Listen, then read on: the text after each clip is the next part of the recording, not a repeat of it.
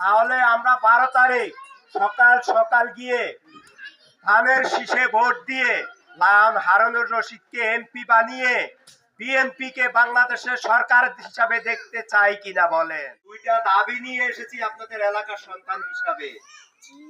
আপনাদের এলাকার সন্তান হিসাবে আমাদের দুইটা দাবি আপনাদের কাছে, এই বাড়ির মানুষের কাছে। সেটা হচ্ছে আমাদের জাতীয়তাবাদী দল বিএনপি শহীদ জিয়ার পক্ষে, খালেদা জিয়ার পক্ষে এবং তারেক জিয়ার পক্ষে আপনাদের কাছে ধানের শীষের ভোট চাইতে এসেছি। ধানের শীষের ভোট দিয়ে 12 তারিখ বিএনপি কে ক্ষমতায় আনবেন, এই আশা আপনাদের কাছে। আর আরেকটি দাবি আপনাদের কাছে, আপনাদের এলাকারই সন্তান লায়ন মোহাম্মদ হারুনুর রশিদ, আপনারা কি তাকে চিনেন? উনি কেমন লোক বলেন তো? আলহামদুলিল্লাহ, উনি অনেক ভালো লোক। উনি সবাই সহযোগিতার জন্য সব সময় উদ্গ্রীব হয়ে থাকে। উনি মানুষকে সহযোগিতা করার জন্য হয়ে আপনাদের মাঝে সহযোগিতা করার জন্য সব সময় আপনাদের দিকে তাকিয়ে থাকে। আচ্ছা বলেন তো, আমাদের ফরিদগঞ্জে কেউ যদি পাওয়ারফুল লোক থাকে তাহলে ফরিদগঞ্জের উন্নয়ন হবে?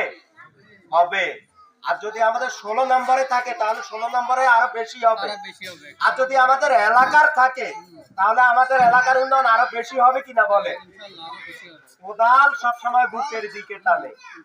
তাই আমরা 12 তারিখ লায়ন মোহাম্মদ হারুনুর রশিদ সাহেবকে ধানের শীষে ভোট দিয়ে সংসদে পাঠিয়ে জয়যুক্ত করব কিনা বলেন। ইনশাআল্লাহ। আমাদের এলাকার একজন এমপি চাচ্ছি, আমাদের স্বার্থে, আপনাদের স্বার্থে, এলাকার স্বার্থে। আপনারা বলেন আমাদের এলাকার আমাদের ভাইকে আপনারা এমপি হিসাবে দেখতে চান কিনা? আমাদের স্বার্থে দেখতে চান কিনা? এই এলাকার স্বার্থে দেখতে চান কিনা? তাহলে আমরা 12 তারিখ সকাল সকাল গিয়ে ধানের শীষে ভোট দিয়ে লায়ন হারুনুর রশিদকে এমপি বানিয়ে বিএনপি কে বাংলাদেশের সরকার হিসাবে দেখতে চাই কিনা বলেন।